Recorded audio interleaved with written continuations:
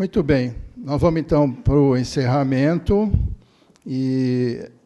dos 2 dias, as 2 manhãs de evento. Gostaria de convidar o João Pedro Barroso do Nascimento, presidente da CVM, né, Comissão de Valores Mobiliários.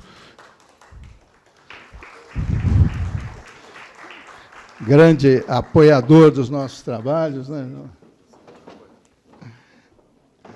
O Edson Ariza Pereira, coordenador técnico do CPC, presidente da FA-CPC, que nos acompanha também nesses 20 anos, né, Ariza?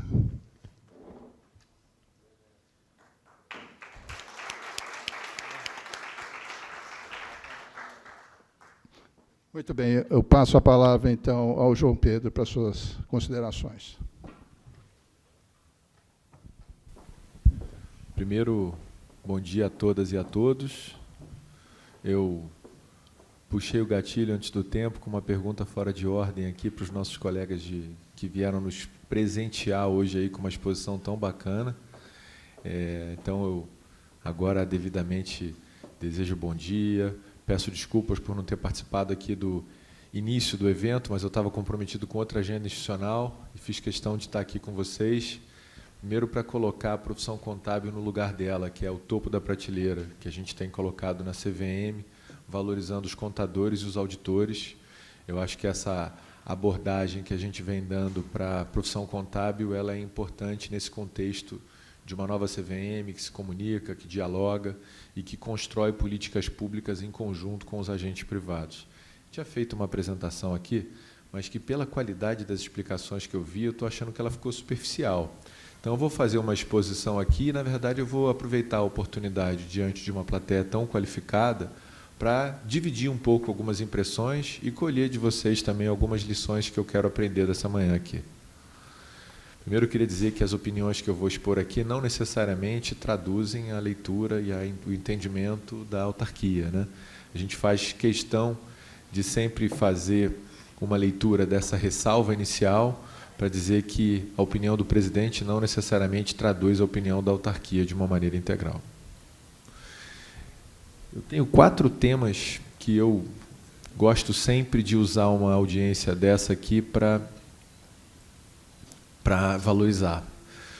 Primeiro é a temática dos non-financial reportings, né? Que eu acho que a gente tem aí uma oportunidade de repensar esse diálogo que é feito por meio dos reports, né? Vamos lembrar aqui para o gringo, os reports são os balanços, né? O financial report. E a gente, na realidade, está tendo uma oportunidade de reportar informações outras que não pura e simplesmente as informações financeiras e reconhecer valor nessas informações que estão sendo reportadas.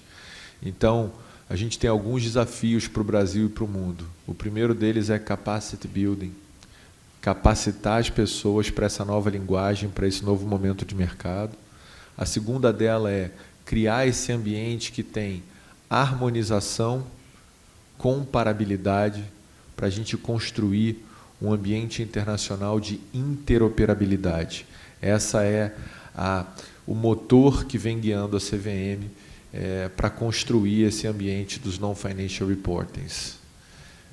Algumas mensagens. Para a profissão contábil, esse novo momento ele traz aí uma verdadeira revolução. Eu costumo dizer, eu sou professor universitário, essa é das atividades que eu mais gosto de fazer. Eu costumo dizer para a galera jovem, galera, baita momento bacana para estudar contabilidade, porque essa é uma profissão que vai exigir competências novas que até então as universidades não desenvolviam para essa turma. Os grandes profissionais contábeis eram aqueles craques da matemática e etc. E agora a gente vai estar exigindo habilidades outras dessas pessoas. Isso traz um ambiente sistêmico, né? Da gente repensar também os papéis da profissão contábil, do auditor, dos reporters e dos assurers. E aqui era importante que a gente construísse algumas falas, né?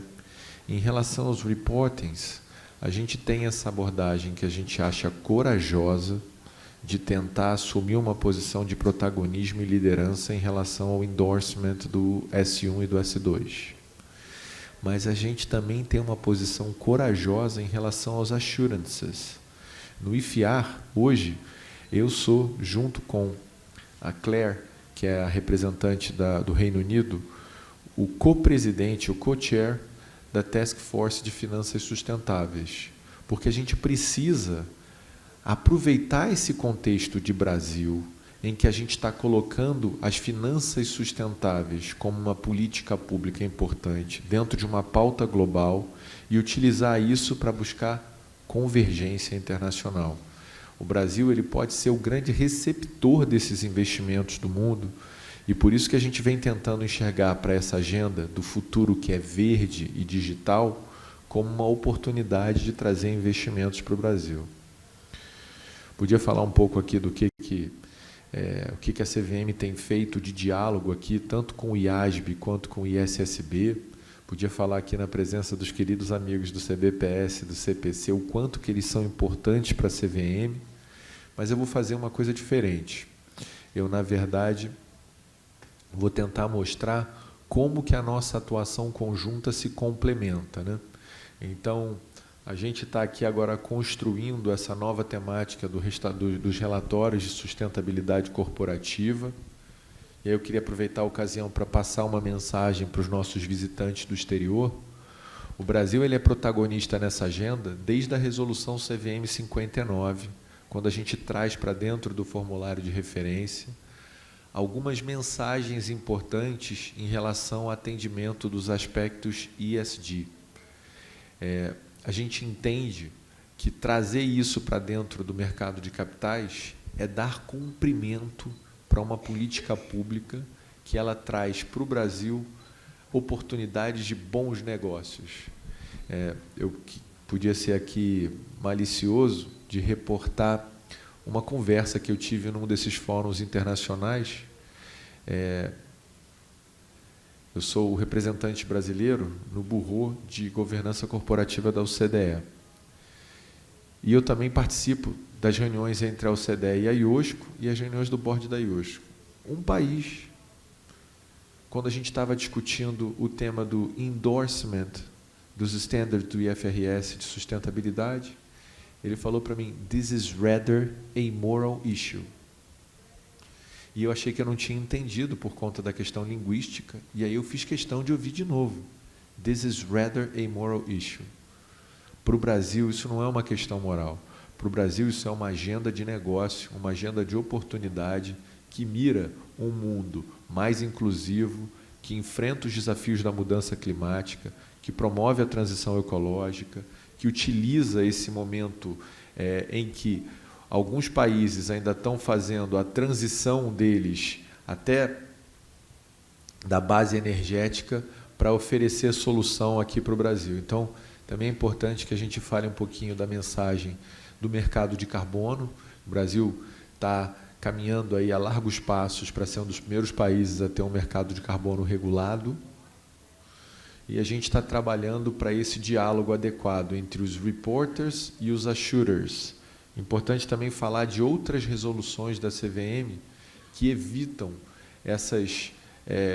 esse mau uso dos reportes de sustentabilidade, como, por exemplo, a resolução 75, que dentro do mundo dos fundos de investimento combate aqueles fundos que tinham mensagens de greenwashing.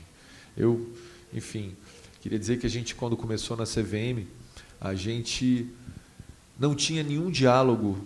O Brasil estava distante do ISSB, do IASB. Tínhamos aí alguns valorosos, como o Eduardo Flores, o Tadeu, etc.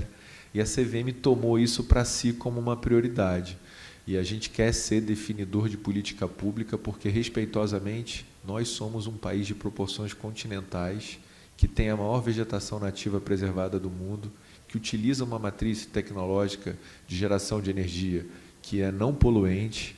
Então, quem tem que ditar a pauta pública do que é sustentável ou não somos nós, não aqueles que destruíram as suas florestas. Queria agradecer a oportunidade, dizer que os Sustainability Linked e todos os Climate Related Disclosures são importantes para nós e deixar aqui os contatos da CVM para que aqueles que ainda não nos seguem, nos sigam nas redes sociais. Obrigado.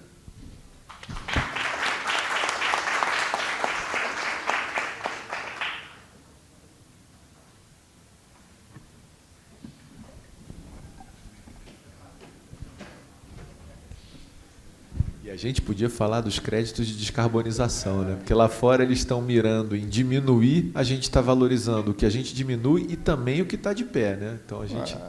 Por isso que nós estamos trabalhando aqui, né, Eduardo? Muito bom, muito obrigado, João Pedro. Queria agradecer mais uma vez essa participação e a fala, passar a palavra, então, para o Edson Ariza.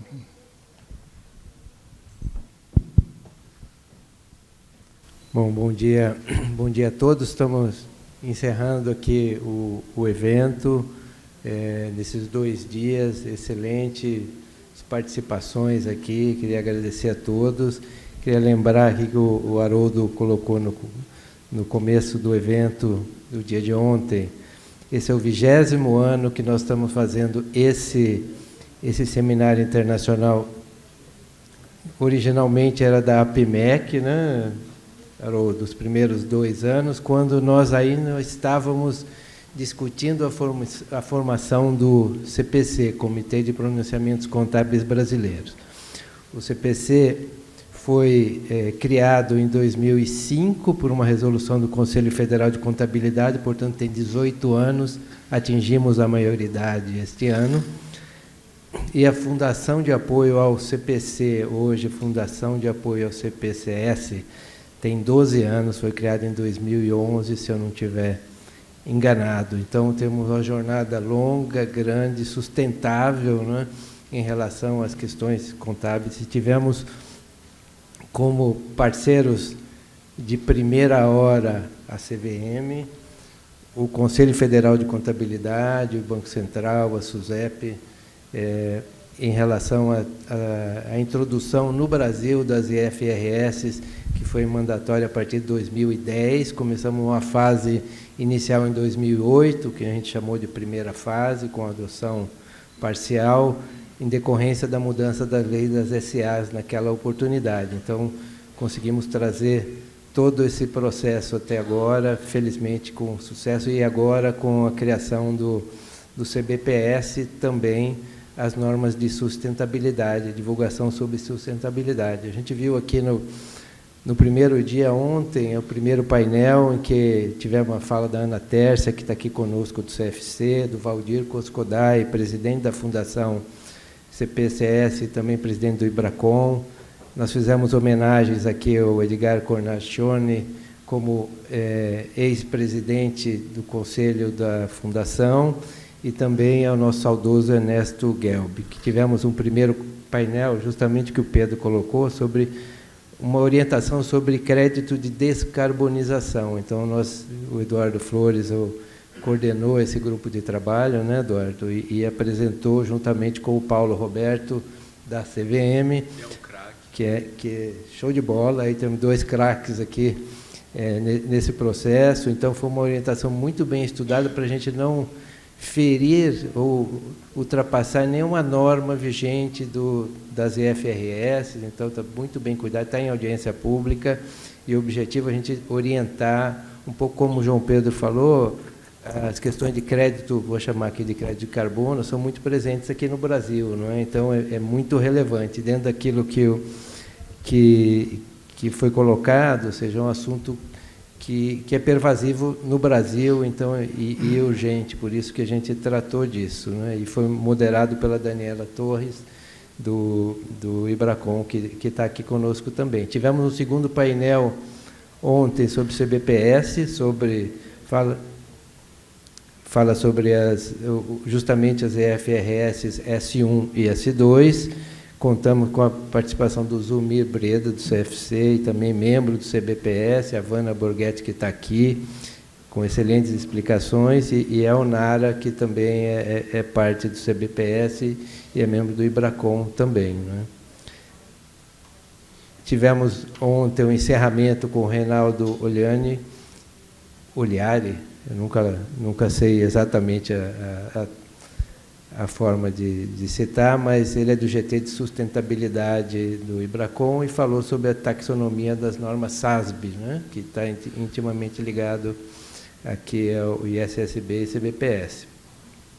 Hoje, logo pela manhã, tivemos a abertura com José Luiz Carvalho, que é participante aqui, presidente do GLES Glenif, Tivemos, então, um panorama sobre as atividades do GLES, acompanhamento, todo o trabalho que é feito, né, de acompanhamento dos projetos atuais, tanto do IASB quanto do ISSB, e também o representante do CRC, o Vander Pinto, representando o presidente do CRC São Paulo, que eu gostaria de agradecer imensamente a cessão desse espaço que permitiu fazermos esse evento aqui, assim como todas as reuniões do CPC também são feitas nesse mesmo prédio, por cessão do CRC São Paulo, que muito nos ajuda nesse processo. O CPC tem uma sede muito modesta e, portanto, a gente usa, no bom sentido, se é que é uma sede, né, Haroldo?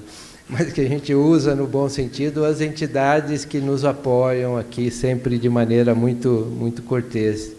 E as reuniões do CBPS também, quando fisicamente feitas, são feitas aqui nas instalações do CRC. Nós tivemos aqui, então, o terceiro painel, logo na parte da manhã também, com o moderador, o Leandro Ardito, que está aqui, com a participação, ilustre participação da Elizabeth Seeger, board member e chairman do America's Board Advisor Group.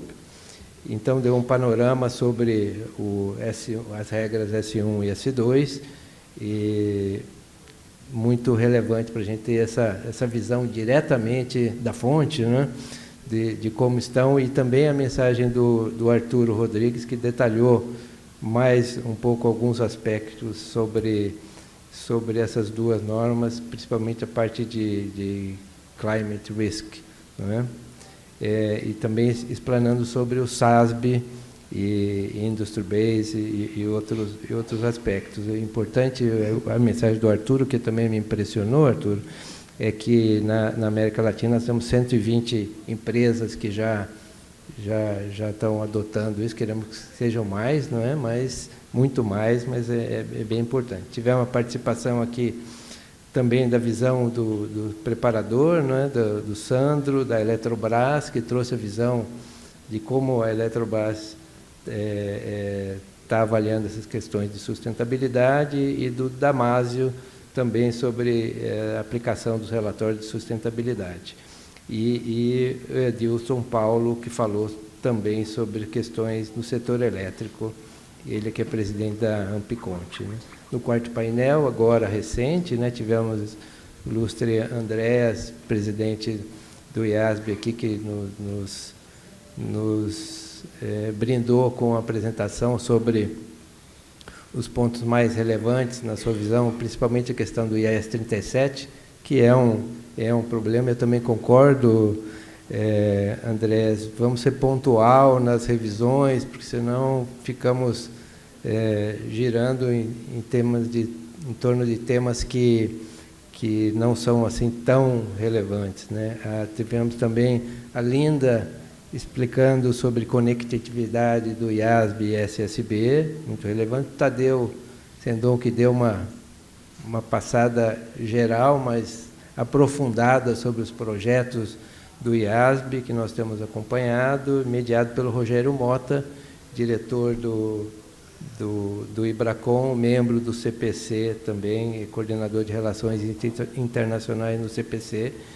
E, finalmente, tivemos uma mensagem aqui do João Pedro, que confirmou o apoio da CVM a todo esse projeto da profissão contábil, da auditoria e também dos projetos de sustentabilidade, que é muito relevante para nós todos. Eu queria agradecer, então, a todos vocês aqui que estão virtualmente e presencialmente, agradecer ao Haroldo por esses 20 anos, apoio da CVM, e aqui tivemos uma presença recorde de membros do IASB e do ISSB também.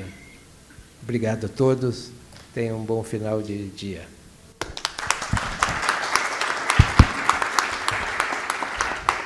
Obrigado, Arisa e João Pedro. Pedia que permanecesse uns segundos aqui, só para a gente finalizar e ir para o momento seguinte. Bom, enfim, chegamos realmente ao fim desse 20º seminário, né? Eu e o Arisa somos os jurássicos aqui tanto do CPC quanto do seminário.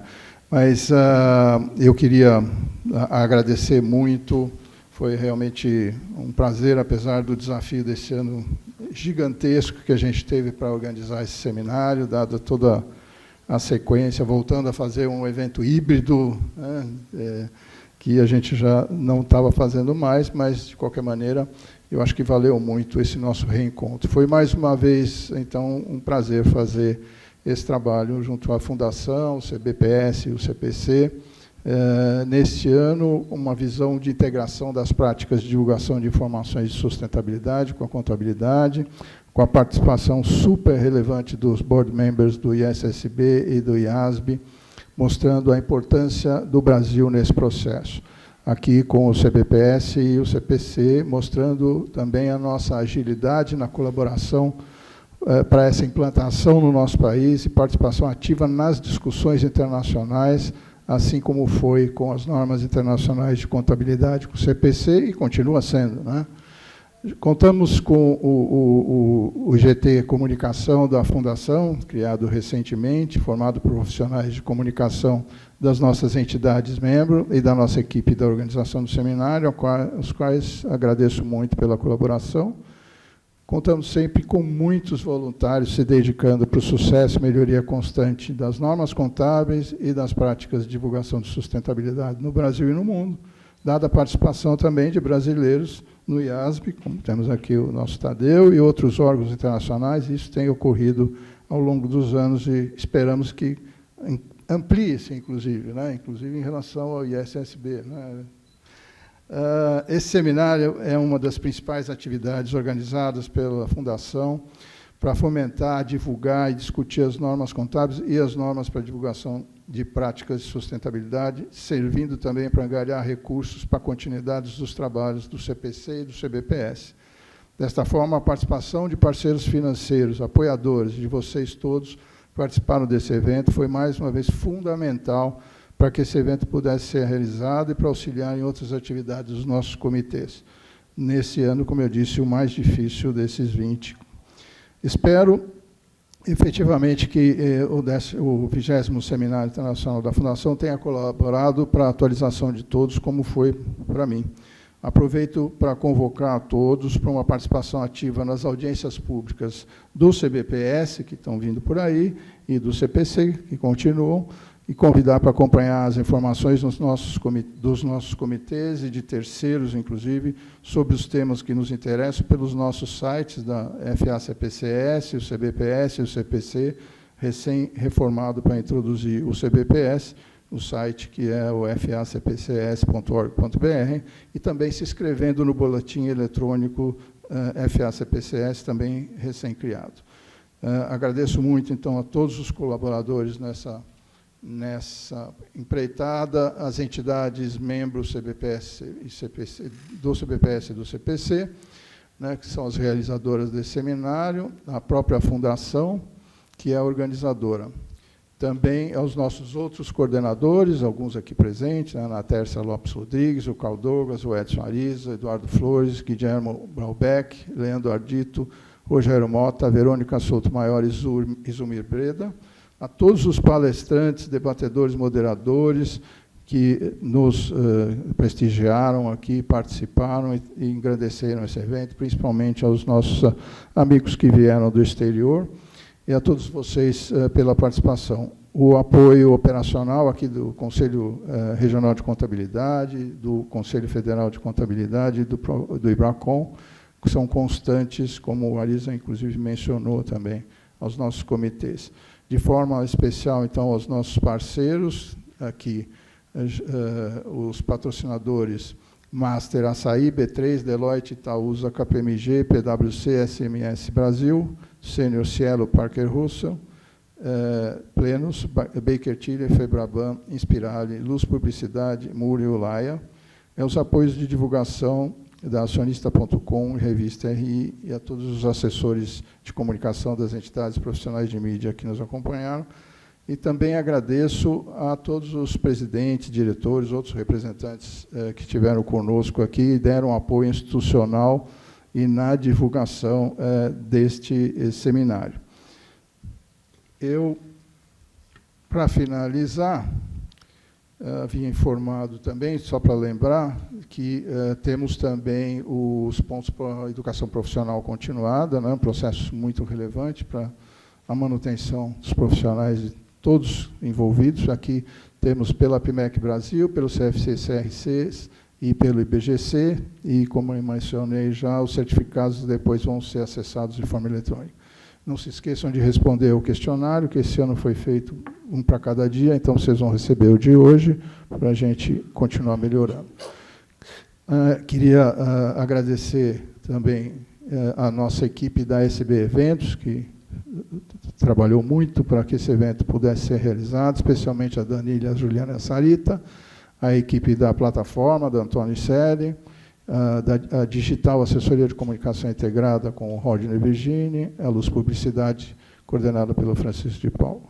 Como vocês veem, tem muita gente para fazer isso aqui andar, né? Então, se não fosse todo esse pessoal e muita gente voluntária, como sempre, nos nossos comitês, participa ativamente. Isso era, então, o que eu tinha. Eu agradeço muito a participação de todos aqui e na internet, e espero encontrá-lo no 21º, se eu ainda conseguir. Obrigado a todos.